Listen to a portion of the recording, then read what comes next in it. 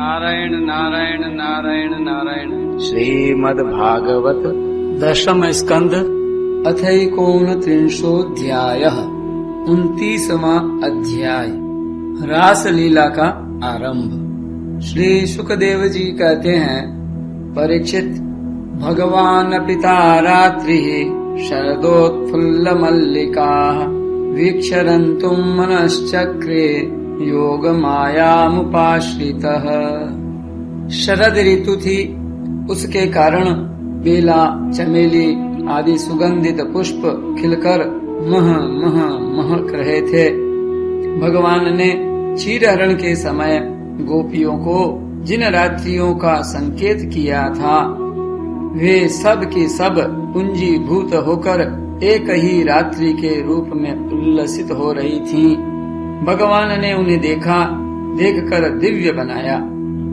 गोपियां तो चाहती ही थीं, अब भगवान ने भी अपनी अचिंत्य महाशक्ति योग माया के सहारे उन्हें निमित्त बनाकर रसमयी रास क्रीड़ा करने का संकल्प किया।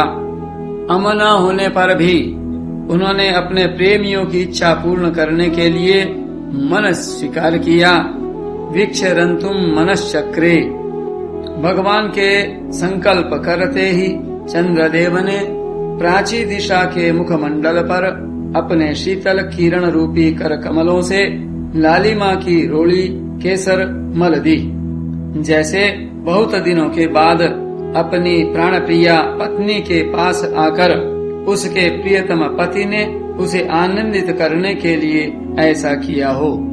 इस प्रकार चंद्रदेव ने उदय होकर न केवल पूर्व दिशा का प्रत्युत संसार के समस्त चर अचर प्राणियों का संताप, जो दिन में शरदकालीन प्रखर सूर्य रश्मियों के कारण बढ़ गया था, दूर कर दिया।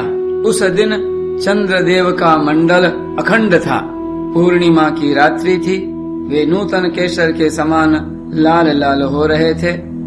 कुछ संकोच मिश्रित अभिलाषा से युक्त जान पड़ते थे।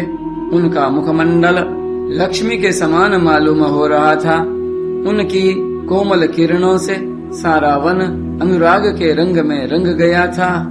वन के कोने कोने में उन्होंने अपनी चांदनी के द्वारा अमृत का समुद्र उड़ेल दिया था।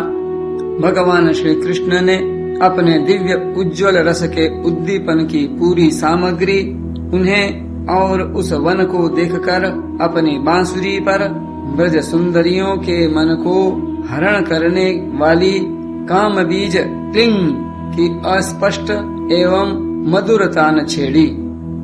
दृष्ट्वा कुमुद्वन्तमखण्ड मंडलम रमाननाभं नव कुंकुमारुणम वनम च तत्कोमल गोभिरंजितम जगौ कलम वाम दृशाम मनोहरम।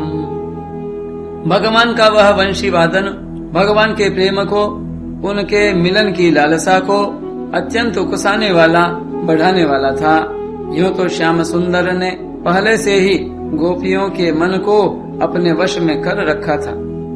अब तो उनके मन की सारी वस्तुएं भय, संकोच, धैर्य, मर्यादा आदि की वृत्तियां भी छीन ली। वंशी ध्वनि सुनते ही उनकी विचित्र गति हो गई। जिन्होंने एक साथ साधना की थी, श्री कृष्ण को पति रूप में प्राप्त करने के लिए, वे गोपियां भी एक दूसरे को सूचना न देकर, यहाँ तक कि एक दूसरे से अपनी चेष्टा को छिपाकर जहाँ वे थे वहाँ के लिए चल पड़ी। परीक्षित, वे इतने वेग से चली थीं कि उनके कानों के कुंडल झोंके खा रहे थे।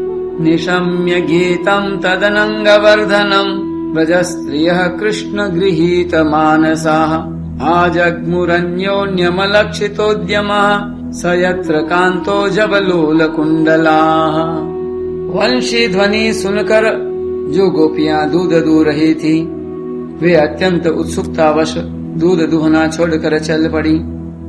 जो चूल्हे पर दूध औटा रही थी, वे उफनता हुआ दूध छोड़कर, और जो लप सी पका रही थी, वे पकी हुई लप से बिना उतारे ही ज्यों की त्यों छोड़कर चल दी। दुहन्त्यो व्ययुः काश्चित् दोहम हित्वा समुत्सुकः अयोधिश्रित्य संयाव मनुद्वास्या पराययुः। जो भोजन परस रही थी वे परस न छोड़कर, जो छोटे छोटे बच्चों को दूध पिला रही थी वे दूध पिलाना छोड़कर, जो पतियों की सेवा शुश्रूषा कर रही थी वे सेवा शुश्रूषा छोड़कर, और जो स्वयं भोजन कर रही थी वे भोजन करना छोड़कर अपने कृष्ण प्यारे के पास चल पड़ी। कोई कोई गोपी अपने शरीर में अंगराग, चंदन और उबटन लगा रही थी और कुछ आंखों में अंजन लगा रही थी। वे उन्हें छोड़कर तथा उल्टे पलटे वस्त्र धारण कर श्री कृष्ण के पास पहुँचने के लिए चल पड़ी। पिता और पतियों ने, भाई और जाति बंधुओं ने उन्हें रोका, उनकी मंगलमयी प्रेम यात्रा में विघ्न डाला, परंतु वे इतनी मोहित हो गई थी कि रोकने पर भी न रुक सकी। रुकती कैसे? विश्व विमोहन श्री कृष्ण ने उनके प्राण, मन और आत्मा सब कुछ का अपहरण जो कर लिया था। परीक्षित, उस समय कुछ गोपियां घरों के भीतर थीं, उन्हें बाहर निकलने का मार्ग ही न मिला। तब उन्होंने अपने नेत्र मूंद लिए और बड़ी तन्मयता से श्री कृष्ण के सौंदर्य, माधुर्य और लीलाओं का ध्यान करने लगीं। अंतर्गृहगता आकाशेद गोप्यो लब्धा विनिर्गमः कृष्णं तद्भावना युक्ता दद्युर्मीलित लोचनाः। परीक्षित, अपने प्रियतम श्री कृष्ण के असह्य विरह के तीव्र वेदना से उनके हृदय में इतनी व्यथा, इतनी जलन हुई कि उनमें जो कुछ अशुभ संस्कारों का लेश मात्र अवशेष था वह भस्म हो गया। दुस्सह प्रेष्ठ विरह तीव्रताप दुता शुभाः। इसके बाद तुरंत ही ध्यान लग गया। ध्यान में उनके सामने भगवान श्री कृष्ण प्रकट हुए। उन्होंने मन ही मन बड़े प्रेम से, बड़े आवेग से उनका आलिंगन किया। उस समय उन्हें इतना सुख, इतनी शांति मिली कि उनके सब के सब पुण्य के संस्कार एक साथ ही क्षीण हो गए। ध्यान प्राप्ताच्युताश्लेष निर्वृत्या क्षीण मंगला। परीक्षित, यद्यपि उनका उस समय श्री कृष्ण के प्रति जार भाव भी था, तथापि कहीं सत्य वस्तु भी भाव की अपेक्षा रखती है। उन्होंने जिनका आलिंगन किया, चाहे किसी भी भाव से किया हो, वे स्वयं परमात्मा ही तो थे। इसलिए उन्होंने पाप और पुण्य रूप कर्म के परिणाम से बने हुए गुणमय शरीर का परित्याग कर दिया। भगवान की लीला में सम्मिलित होने के योग्य दिव्य अप्राकृत शरीर प्राप्त कर लिया। इस शरीर से भोगे जाने वाले कर्म बंधन तो ध्यान के समय ही छिन्न भिन्न हो चुके थे। तमेव परमात्मानं जार बुद्ध्यापि संगतः जहुर्गुणमयं देहं सद्यः प्रक्षीण बंधनाः। राजा परीक्षित ने पूछा, कृष्णं विदुः परम कांतम न तो ब्रह्मतया मुने गुण प्रवाहो परमस्तासाम गुणधियाम कथम। भगवान, गोपियां तो भगवान श्री कृष्ण को केवल अपना परम प्रियतम ही मानती थीं। उनका उनमें ब्रह्मन भाव नहीं था। इस प्रकार उनकी दृष्टि प्राकृत गुणों में ही आसक्त दिखती है। ऐसी स्थिति में उनके लिए गुणों के प्रवाह रूप इस संसार की निवृत्ति कैसे संभव हुई? श्री सुखदेव जी ने कहा, परीक्षित, मैं तुमसे पहले ही कह चुका हूँ कि चेदीराज शिशुपाल भगवान के प्रति द्वेष भाव रखने पर भी अपने प्राकृत शरीर को छोड़कर अप्राकृत शरीर से उनका पार्षद हो गया। ऐसी स्थिति में जो समस्त प्रकृति और उसके गुणों से अतीत भगवान श्री कृष्ण की प्यारी हैं और उनसे अनन्य प्रेम करती हैं, वे गोपियां उन्हें प्राप्त हो जाएं, इसमें कौन सी आश्चर्य की बात है?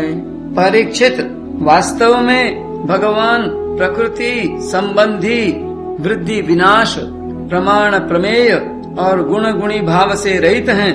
वे अचिंत्य, अनंत, अप्राकृत परम कल्याण स्वरूप गुणों के एकमात्र आश्रय हैं।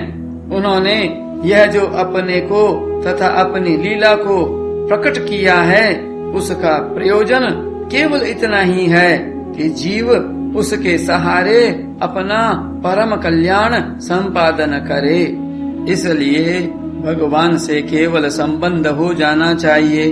वह संबंध चाहे जैसा हो, काम का हो, क्रोध का हो या भय का हो, स्नेह, नातेदारी या सौहार्द का हो, चाहे जिस भाव से भगवान में नित्य निरंतर अपनी वृत्तियां जोड़ दी जाएं, वे भगवान से ही जुड़ती हैं। इसलिए वृत्तियां भगवानमय हो जाती हैं और उस जीव को भगवान की ही प्राप्ति होती है। कामं क्रोधं भयं स्नेह मैत्यं सौहृदमेव च नित्यं हरौ विदधतो यान्ति तन्मयतां हिते। परीक्षित, तुम्हारे जैसे परम भागवत भगवान का रहस्य जानने वाले भक्त को श्री कृष्ण के संबंध में ऐसा संशय नहीं करना चाहिए। योगेश्वरों के भी ईश्वर अजन्मा भगवान के लिए भी यह कोई आश्चर्य की बात है? अरे, उनके संकल्प मात्र से, भौहों के इशारे से सारे जगत का परम कल्याण हो सकता है।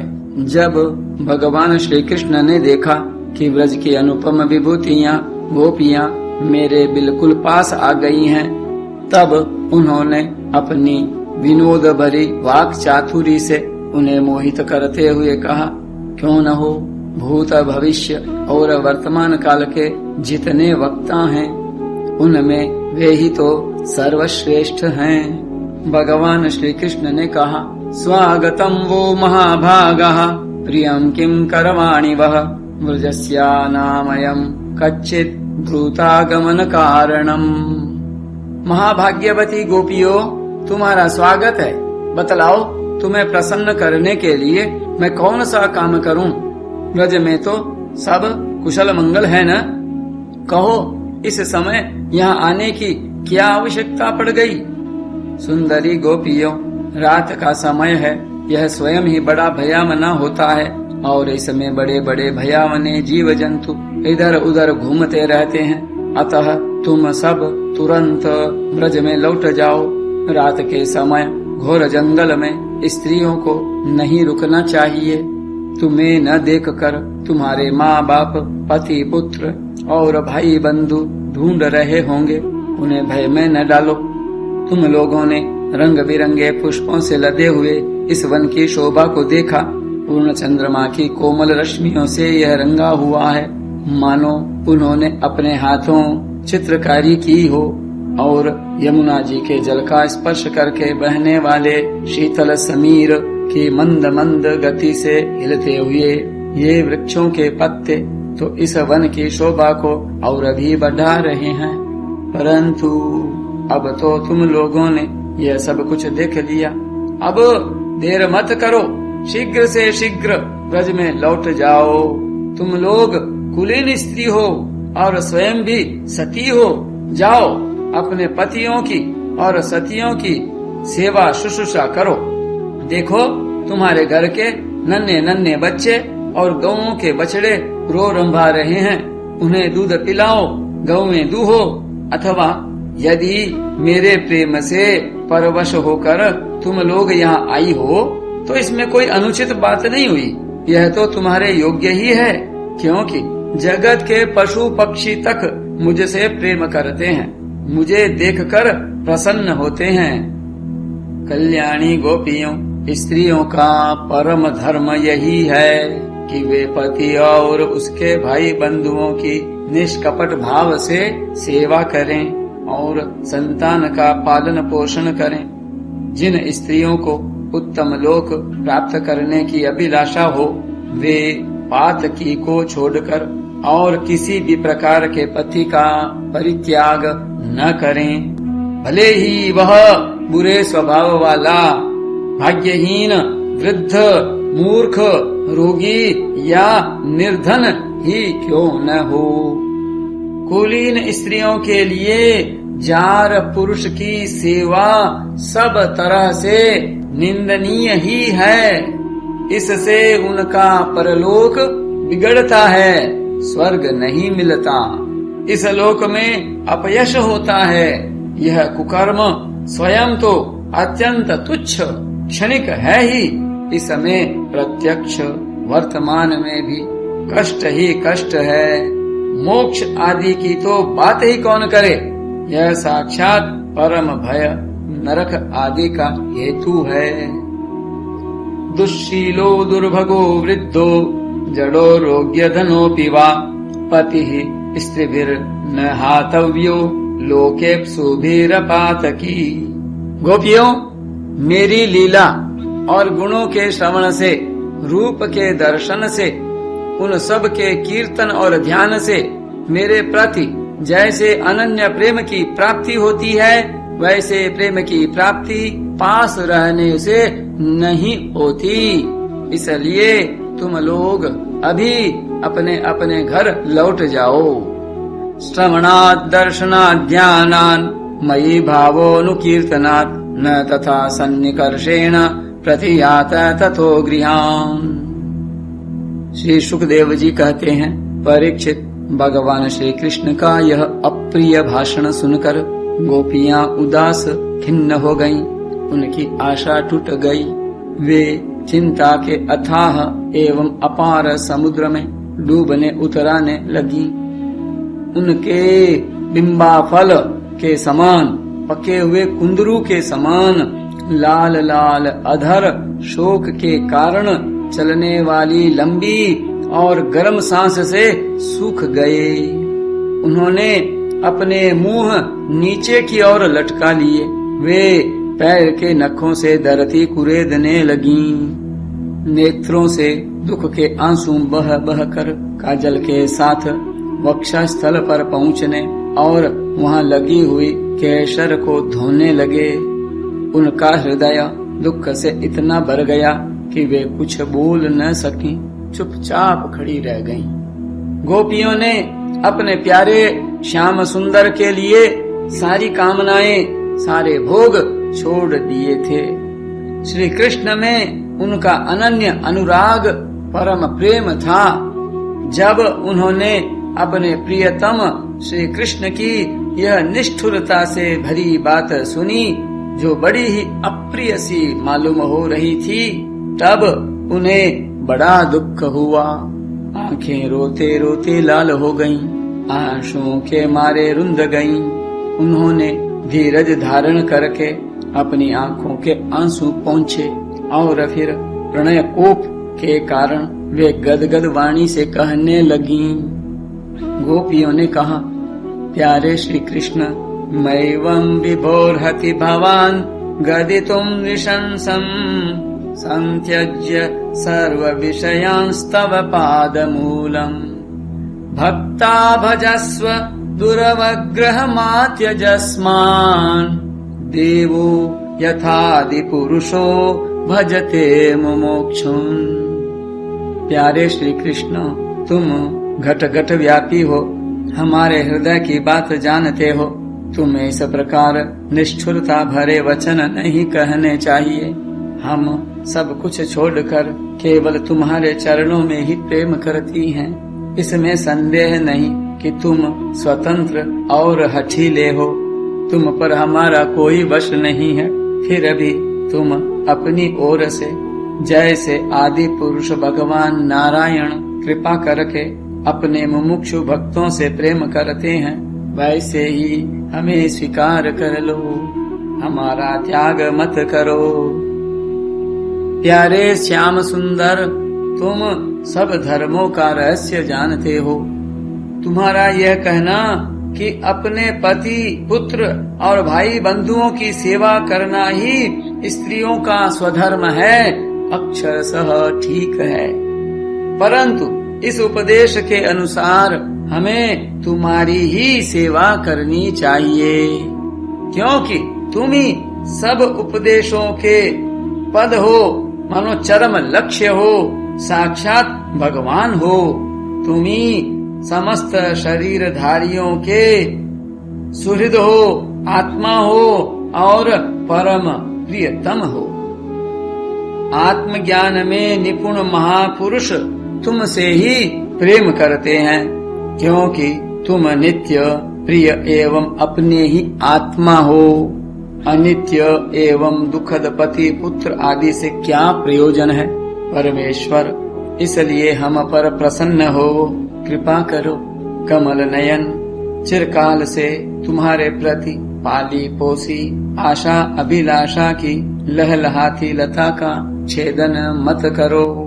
मनमोहन, अब तक हमारा चित्त घर के काम धंधों में लगता था, इसी से हमारे हाथ भी उनमें रमे हुए थे, परंतु तुमने हमारे देखते देखते हमारा वह चित्त लूट लिया। इसमें तुम्हें कोई कठिनाई भी नहीं उठानी पड़ी, तुम तो सुख स्वरूप हो न, परंतु अब तो हमारी गति मति निराली ही हो गई है। हमारे ये पैर तुम्हारे चरण कमलों को छोड़कर एक पग भी हटने के लिए तैयार नहीं हट रहे हैं। फिर हम ब्रज में कैसे जाएं, और यदि वहाँ जाएं भी तो करें क्या। चित्तम सुखेन भवतापहृतं गृहेषु यन्निर्विशत्युत करावपि गृह्य कृत्ये पादौ पदं न चलतस्तव पादमूलात् यामः कथं व्रजमतो करवाम किं वा। प्राण वल्लभ, हमारे प्यारे सखा, तुम्हारी मंद मंद मधुर मुस्कान, प्रेम भरी चितवन और मनोहर संगीत ने हमारे हृदय में तुम्हारे प्रेम और मिलन की आग धधका दी है।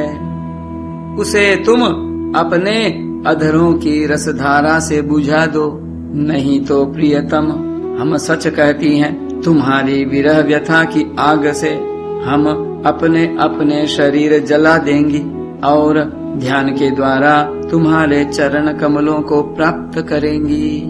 प्यारे कमल नयन, तुम वनवासियों के प्यारे हो और वे भी तुमसे बहुत प्रेम करते हैं, इससे प्रायः तुम उन्हीं के पास रहते हो। यहाँ तक कि तुम्हारे जिन चरण कमलों की सेवा का अवसर स्वयं लक्ष्मी जी को कभी कभी ही मिलता है, उन्हीं चरणों का स्पर्श हमें प्राप्त हुआ।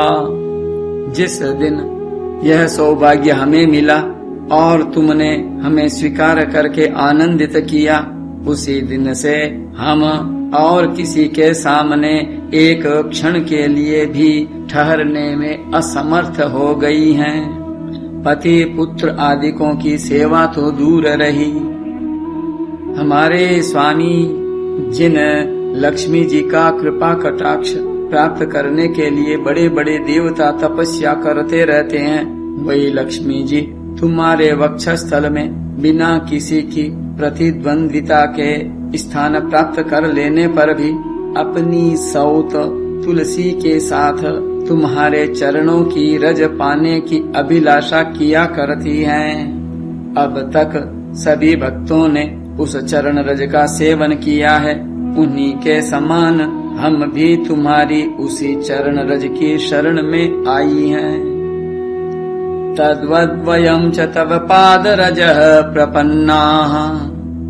भगवन, अब तक जिसने भी तुम्हारे चरणों की शरण ली, उसके सारे कष्ट तुमने मिटा दिए। अब तुम हम पर कृपा करो, हमें भी अपने प्रसाद का भाजन बनाओ।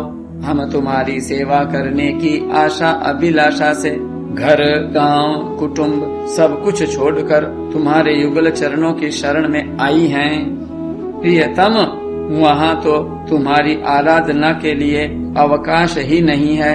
पुरुष भूषण पुरुषोत्तम तुम्हारी मधुर मुस्कान और चारु चितवन ने हमारे हृदय में प्रेम की मिलन की आकांक्षा की आग धधका दी है।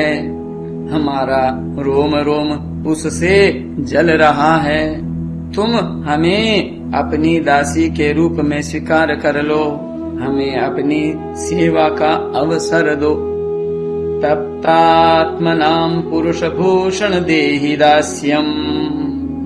प्रियतम, तुम्हारा सुंदर मुख कमल जिस पर घुंघराली अलकें झलक रही हैं, तुम्हारे ये कमनीय कपोल जिन पर सुंदर सुंदर कुंडल अपना अनंत सौंदर्य बिखेर रहे हैं, तुम्हारे ये मधुर अधर जिनकी सुधा सुधा को भी लजाने वाली है, तुम्हारी यह नयन मनोहारी चितवन जो मंद मंद मुस्कान से उल्लसित हो रही है, तुम्हारी ये दोनों भुजाएं जो शरणागतों को अभय दान देने में अत्यंत उदार हैं, और तुम्हारा यह वक्ष स्थल जो लक्ष्मी जी का सौंदर्य की एक मात्र देवी का नित्य क्रीड़ा स्थल है, देखकर हम सब तुम्हारी दासी हो गई हैं।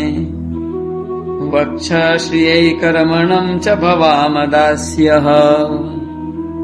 प्यारे श्याम सुंदर, तीनों लोकों में भी और ऐसी कौन सी स्त्री है जो मधुर मधुर पद और आरोह अवरोह क्रम से विविध प्रकार की मूर्छनाओं से युक्त तुम्हारी वंशी की तान सुनकर तथा इस त्रिलोक सुंदर मोहिनी मूर्ति को जो अपने एक बूंद सौंदर्य से त्रिलोकी को सौंदर्य का दान करती है, एवं जिसे देखकर गौ पक्षी वृक्ष और हरिण भी रोमांचित पुलकित हो जाते हैं, अपने नेत्रों से निहार कर आर्य मर्यादा से विचलित न हो जाएं, कुलकान और लोक लज्जा को त्याग कर तुम में अनुरक्त न हो जाए।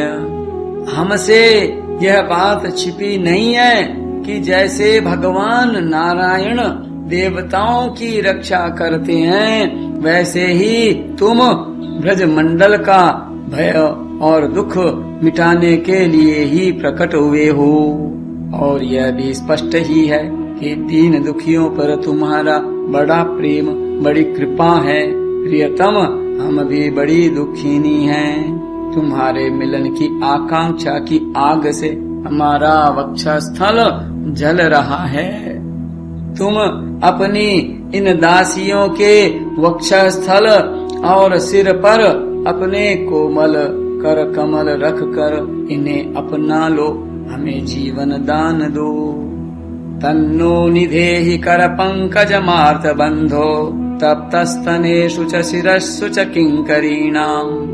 श्री शुकदेव जी कहते हैं, परीक्षित, भगवान श्री कृष्ण सनकादि योगियों और शिव आदि योगेश्वरों के भी ईश्वर हैं। जब उन्होंने गोपियों की व्यथा और व्याकुलता से भरी वाणी सुनी, तब उनका हृदय दया से भर गया, और यद्यपि वे आत्माराम हैं, अपने आप में ही रमण करते रहते हैं, उन्हें अपने अतिरिक्त और किसी भी बाह्य वस्तु की अपेक्षा नहीं है, फिर भी उन्होंने हंसकर उनके साथ क्रीड़ा प्रारंभ की। इति विक्लीवितं तासां श्रुत्वा योगेश्वरेश्वरः प्रहस्य सदयं गोपी रात्मा रामोप्यरीरमा। भगवान श्री कृष्ण ने अपनी भावभंगी और चेष्टाएं गोपियों के अनुकूल कर दी, फिर भी वे अपने स्वरूप में ज्यों के त्यों एक रस स्थित थे, अच्युत थे। जब वे खुलकर हंसते, तब उनके उज्ज्वल उज्ज्वल दांत कुंदकली के समान जान पड़ते थे। उनकी प्रेम भरी चितवन से और उनके दर्शन के आनंद से गोपियों का मुख कमल प्रफुल्लित हो गया। वे उन्हें चारों ओर से घेर कर खड़ी हो गईं। उस समय श्री कृष्ण की ऐसी शोभा हुई मानो अपनी पत्नी तारिकाओं से घिरे हुए चंद्रमा ही हों। गोपियों के शत शत यूथों के स्वामी भगवान श्री कृष्ण वैजयंती माला पहने वृंदावन को शोभायमान करते हुए विचरण करने लगे। कभी गोपियां अपने प्रियतम श्री कृष्ण के गुण और लीलाओं का गान करती, तो कभी श्री कृष्ण गोपियों के प्रेम और सौंदर्य के गीत गाने लगते। इसके बाद भगवान श्री कृष्ण ने गोपियों के साथ यमुना जी के पावन पुलिन पर, जो कपूर के समान चमकीली बालू से जगमगा रहा था, पदार्पण किया। वह यमुना जी की तरल तरंगों के स्पर्श से शीतल और कुमुदिनी की सहज सुगंध से सुवासित वायु के द्वारा सेवित हो रहा था। उस आनंद प्रद पुलिन पर भगवान ने गोपियों के साथ क्रीड़ा की।